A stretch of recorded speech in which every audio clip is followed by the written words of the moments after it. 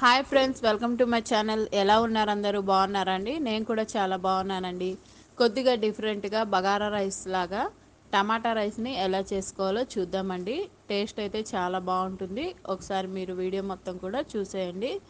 దీనికోసం ముందుగా నేనైతే చెక్క, లవంగ, ఇలాచి, ఇంకా బిర్యానీ ఆకులు, సాజీరా తీసుకున్నానండి. తీసుకొని పక్కన పెట్టేశాను. తర్వాత స్టవ్ ఆన్ చేసి ఒక డేక్షా పెట్టి కొద్దిగా ఆయిల్, ఇంకా ఒక స్పూను నెయ్యి వేసానండి. వేసుకున్న తర్వాత ఈ దినుసులన్నీ కూడా వేసుకున్నాను.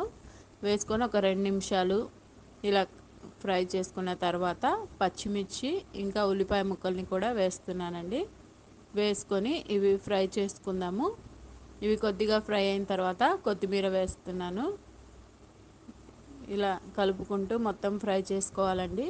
కూరగాయలు లేనప్పుడు కూడా ఇలా ట్రై చేయండి. పిల్లలు కూడా ఎంతో ఇష్టంగా తింటారు.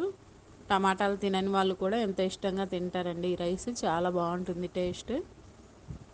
ఇలా కలుపుకున్న తర్వాత దీంట్లో కొద్దిగా అల్లం పేస్ట్ వేసుకుందామండి. వేసుకొని ఇలా కలుపుకుంటూ ఫ్రై చేసుకుందాము. ఒక 4 టమాటాలు తీసుకొని ఒక 2 టమాటాలను అయితే ఇలా చిన్న చిన్న ముక్కలుగా కట్ చేశానండి నేను.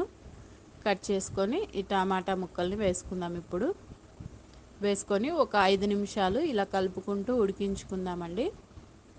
తర్వాత 2 టమాటాలని మెత్తగా మిక్సీ పట్టాను కదా, దాన్ని కూడా దీంట్లోనే వేసుకొని ఇలా కలుపుకుంటూ ఒక 5 నిమిషాలు ఉడికించుకోవాలండి. ఇదిగోండి, ఇలా ఉడికిన తర్వాత కొద్దిగా పసుపు, ఇంకా టేస్ట్కి సరిపడా సాల్ట్ వేసుకొని కలుపుకుంటూ ఉండాలి. ఒక 2 నిమిషాల తర్వాత ఒక చెంచా కారము, కొద్దిగా ధనియాల పొడి వేస్తున్నానండి. వేసుకొని ఇలా కలుపుకొని ఇంకా మనం ఎన్ని బియ్యం అయితే తీసుకుంటున్నామో దానికి కొలిచి వాటర్ అయితే వేస్తున్నానండి.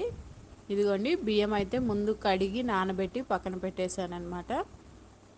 ఇవి ఎసురు మరిగిన తర్వాత దీంట్లో బియ్యం అయితే వేస్తున్నానండి. బియ్యం అన్ని కూడా వేసుకున్న తర్వాత ఇలా కలుపుకొని ఒకసారి మూత పెట్టేసి ఉడికించుకోవడమేనండి. ఇదిగోండి, మూత తీసి చూస్తే 5 నిమిషాల తర్వాత మొత్తం రైస్ అంతా కూడా ఎంత బాగా ఉడికిపోయిందో చూడండి. టేస్ట్ అయితే చాలా బాగుందండి.